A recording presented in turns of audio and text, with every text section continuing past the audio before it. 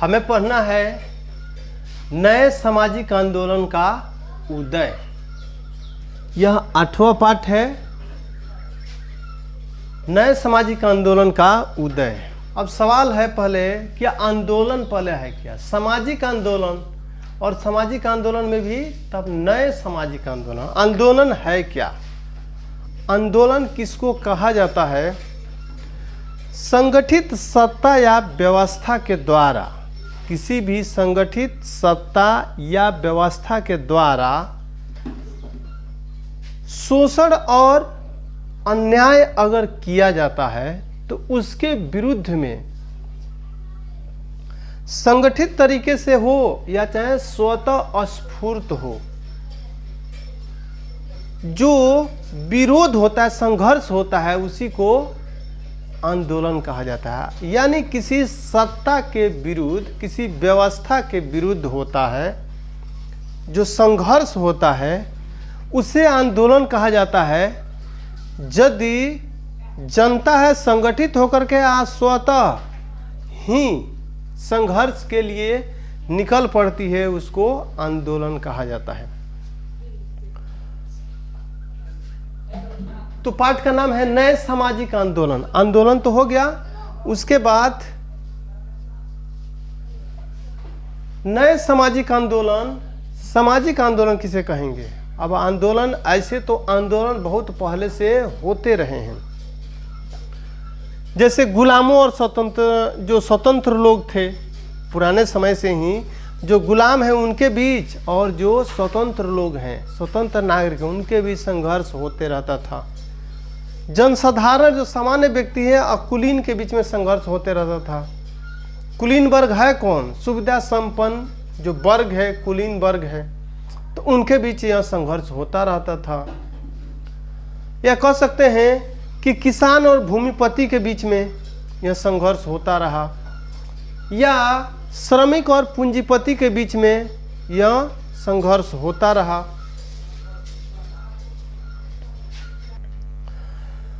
किसान और भूमिपति के बीच में, मालिक और नौकर के बीच में, श्रमिक और पूंजीपति के बीच में यह संघर्ष चलता रहा है। लेकिन यानी इसको भी आंदोलन कहा जा सकता है। लेकिन अब 20वीं सदी के उत्तरार्ध जब आता है, यानी 21वीं सदी के आरंभ से पहले के जो दौर रहा, उस दौर में आकर के कुछ नए प्रकार के आंदोलन उभर जाते हैं, कुछ नए प्रकार के सामाजिक आंदोलन उभर जाते हैं। और यह आंदोलन किस लिए? अब जो आंदोलन सामाजिक आंदोलन कहा गया, और नए सामाजिक आंदोलन क्यों कहा गया? क्योंकि पहले जो आंदोलन चलते थे उस आंदोलन की अपेक्षा इसमें नयापन है। अब आंदोलन किस लिए हुआ? यानी पहले की अपेक्षा अब जो आंदोलन 20वीं सदी के अंत तक होने लगा, उसका विषय बदल गए। अब विषय क्या होने लगे? मानव अधिकारों के लिए आंदोलन, मानव का जो अधिकार है उसके लिए आंदोलन शुरू हो गया। महिला एवं बच्चों का जो शोषण होता है, उत्पीड़न होता है, उसके विरुद्ध आंदोलन शुरू हो गया। भ्रष्टाचार के विरुद्ध आंदोलन हो गया, या कह सकते हैं पर्यावरण के लिए आंदोलन हो गया। तो यह सब जो आंदोलन है, इन्हीं को कहा गया नए सामाजिक आंदोलन। यानी कहेंगे कि आंदोलन पहले से चलता रहा, लेकिन इनको नए सामाजिक आंदोलन इसलिए कहा गया क्योंकि अब इनके विषय अलग हो गए। और पहले के जो आंदोलन थे और अब ये जो जिनको हम नए सामाजिक आंदोलन जिनको कह रहे हैं, उनमें कुछ अंतर भी है, और भी चीजें हैं, विशेषता है इसके। सामाजिक आंदोलनों की विशेषता है क्या? किस आधार पर हम इसको अलग कर सकते हैं?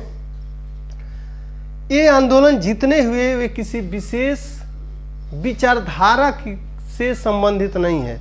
जैसे साम्यवादी विचारधारा से संबंधित, पूंजीवादी विचारधारा संबंधित, या फासिस्ट जो विचारधारा है तानाशाही से संबंधित, यह सबसे कोई विचारधारा से संबंधित यह आंदोलन नहीं है। दूसरी विशेषता कह सकते हैं, इस आंदोलन में समाज का हर वर्ग भाग लिया। यानी यह जो आंदोलन है, इस प्रकार की जो आंदोलन है, समाज का हर वर्ग, जाति है, संप्रदाय है, सब मिल करके इसमें शामिल हो जाते हैं, यानी किसी एक वर्ग का यह नहीं है। सामाजिक आंदोलन का एक ये भी विशेषता है। फिर विशेषता यह भी कह सकते हैं सामाजिक आंदोलन का कि इन आंदोलनों का उद्देश्य सत्ता की प्राप्ति नहीं है। इन आंदोलनों का उद्देश्य किसी शासन को प्राप्त करना नहीं है, किसी को सत्ता से हटाना नहीं है। या चाहे कुछ आंदोलन ऐसे भी शुरू हो जाते हैं, अपनी पहचान बनाने के लिए लोग आंदोलन शुरू कर देते हैं। तो यह आंदोलन उस प्रकार का यह आंदोलन नहीं होता है। चाहे किसी क्षेत्र विशेष की स्वायत्तता के लिए जो आंदोलन शुरू कर दिए जाते हैं, यह सामाजिक आंदोलन की विशेषता नहीं है।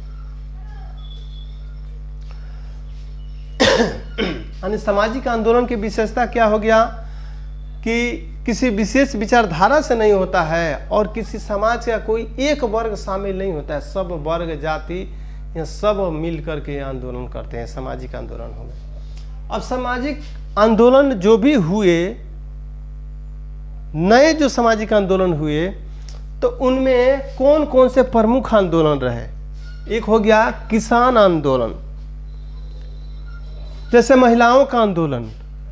अब महिला का आंदोलन है तो किसी एक जाति का महिला नहीं, हर किसी भी जाति को हर महिला अगर उससे जुड़ाव महसूस करती है, उसमें लगी है, तो कहा जाएगा महिलाओं का आंदोलन।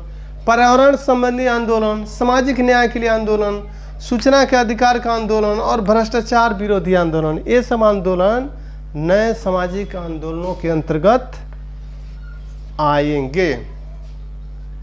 अब एक एक करके इनके बारे में पढ़ा जाएगा। सबसे पहले किसानों का आंदोलन। किसानों का आंदोलन,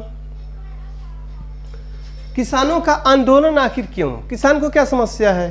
तो भारत हम जानते हैं कि कृषि प्रधान देश है। यहाँ पर अधिकतम जनसंख्या है, गांवों में रहती है, खेती पर निर्भर है,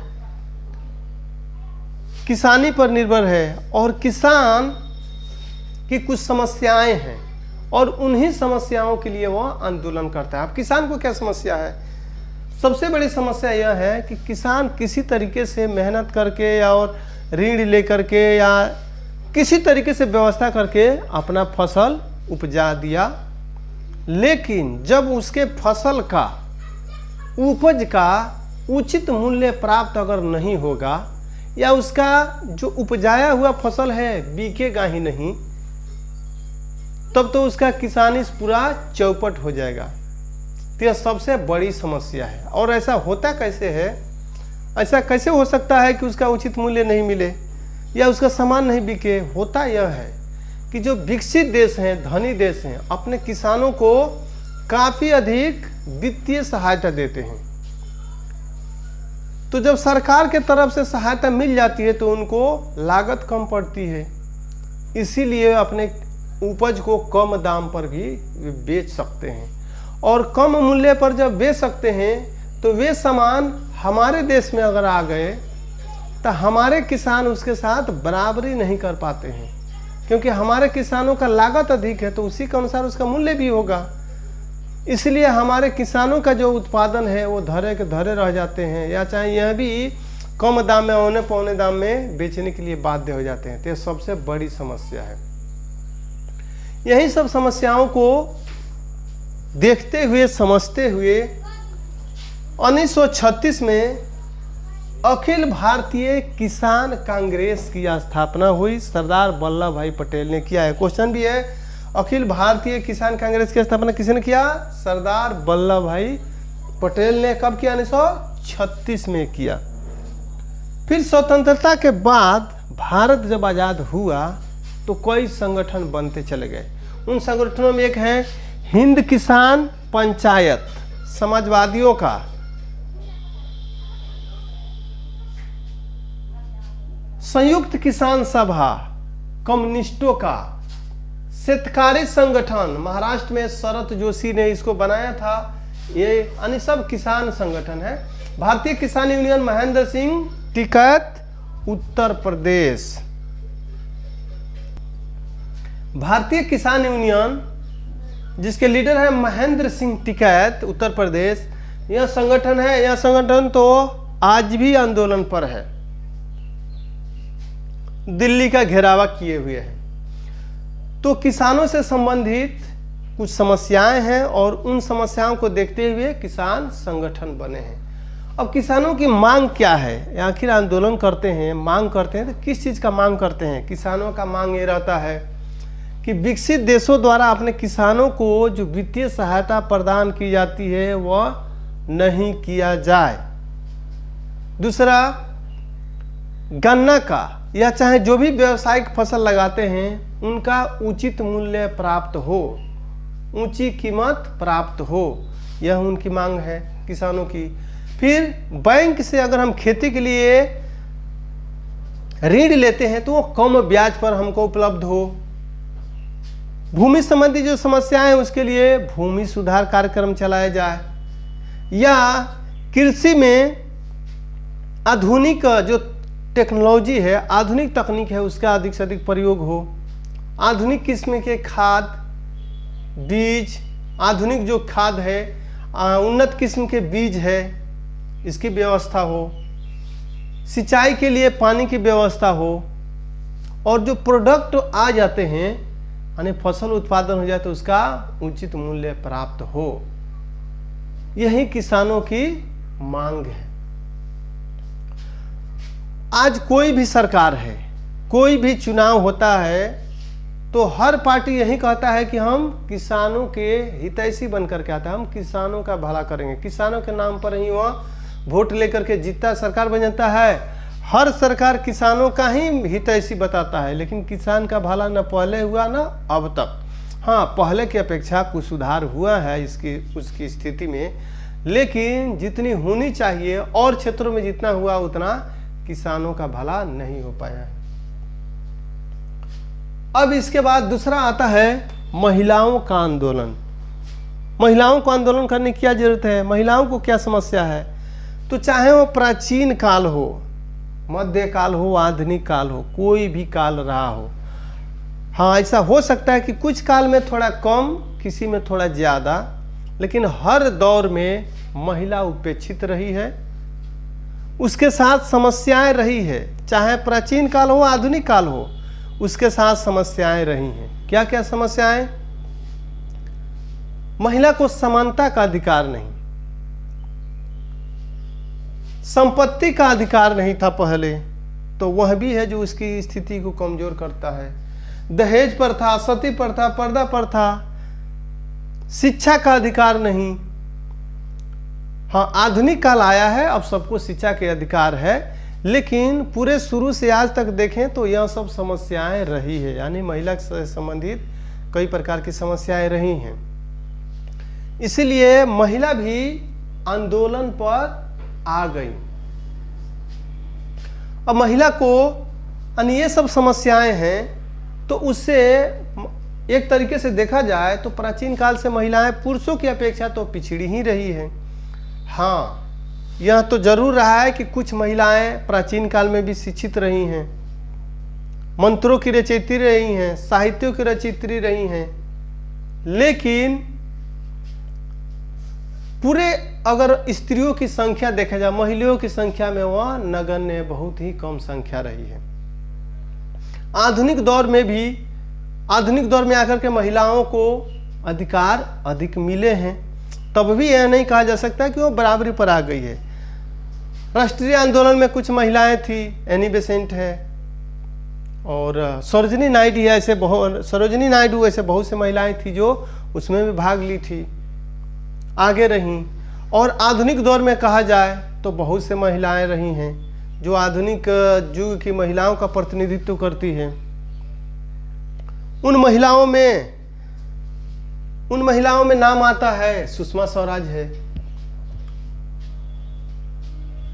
प्रतिभा देवी पाटिल आती हैं, निर्मला सीतारमण है, रेणुका चौधरी है, अंबिका सोनी, ये सब महिलाएं हैं जो कह सकते हैं कि पहले की अपेक्षा काफ़ी अधिक आगे आई हैं। तब भी यह नहीं है कि महिला पुरुषों के बराबरी पर आ गई हो।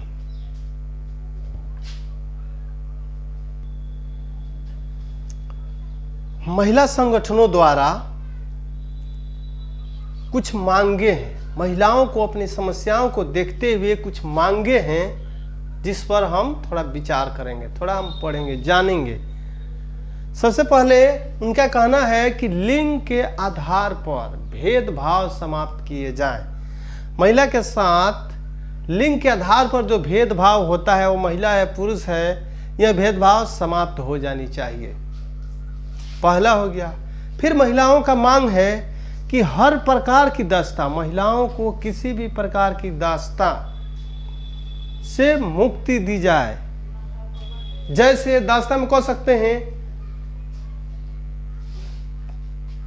यानी महिलाओं को किसी भी प्रकार की दास्ता और शोषण, महिलाओं को किसी भी प्रकार की दास्ता है, शोषण है, उसके विरुद्ध दमन है, उत्पीड़न है, उससे उसको मुक्त किया जाए, यह महिलाओं का मांग है।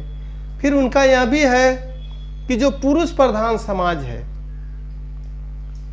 चाहे वो कर्म से हो चाहे ना हो, पुरुष होने के चलते ही वह श्रेष्ठ है, यह जो मानसिकता महिला से पुरुष श्रेष्ठ है, यह जो पुरुष मानसिकता है, पुरुष प्रधान जो मानसिकता है, उसकी समाप्ति हो, यह महिलाओं की मांग है। महिलाओं से संबंधित जो भी अपराध होते हैं, आजकल महिलाओं से संबंधित अपराध काफ़ी अधिक बढ़ गए हैं, तो महिलाओं से संबंधित जो भी अपराध होते हैं उन पर तुरंत कार्रवाई हो और कड़ी कार्रवाई हो। व्यवस्थापिका में महिलाओं को उचित प्रतिनिधित्व मिले। फिर महिलाओं को नौकरियों वगैरह में पर्याप्त भागीदारी हो, उनको अवसर मिले, यह सब महिलाओं की अपनी मांग है। भारत सरकार ने संविधान के 73वें संविधान संशोधन के तहत पंचायतों में कुल सीट का 1/3 महिला के लिए आरक्षित कर दिया है, ताकि इससे महिला सशक्तिकरण हो। और यह लागू करने वाला, यह नियम सबसे पहले लागू करने वाला राज्य कौन सा है? तो बिहार है। 2001 में सरकार ने महिला सबलीकरण हेतु राष्ट्रीय नीति की घोषणा की, कुछ नियम बनाया ताकि महिलाओं का सशक्तिकरण हो। उसमें पहला है सकारात्मक आर्थिक भागीदारी उनको मिले। अभी अगर महिला चाहती है कि बिजनेस व्यापार करें, तो कितने लोग सपोर्ट करेंगे? सरकार कितना सपोर्ट करेगी? क्या उसको पैसे वो उपलब्ध कराएंगी, बैंक लोन देंगे? तो उनको आर्थिक रूप से भागीदारी हो, आर्थिक भागीदारी हो, राजनैतिक रूप से भी उनकी भागीदारी हो। दूसरा, राजनैतिक, आर्थिक, सामाजिक रूप से, सांस्कृतिक रूप से हर क्षेत्र में उनको बराबरी का दर्जा प्राप्त हो, यह कानून बनाया सरकार ने। तीसरा का है स्वास्थ्य की रक्षा। महिला के स्वास्थ्य की रक्षा की जाए। महिला के स्वास्थ्य की रक्षा की क्यों जरूरत है? क्योंकि महिला है, उसको खान पान भी बहुत से समाज पे है। महिला सबके खाने के अंत में जो बचा है वो खाती है। स्वास्थ्य कैसे अच्छा रहेगा? दूसरा, उसको बच्चे का देखभाल करना है, घर का काम काज करना है, और वो आय भी उसका अपना नहीं है, जिसके चलते उसका स्वास्थ्य भी काफ़ी अधिक प्रभावित होता है। तो उसकी स्वास्थ्य रक्षा का भी सरकार प्रावधान करे, यानी प्राप्त हो। शिक्षा, महिला की शिक्षा पर अभी भी सरकार है, महिला शिक्षा पर काफ़ी अधिक जोर दिए हुए है।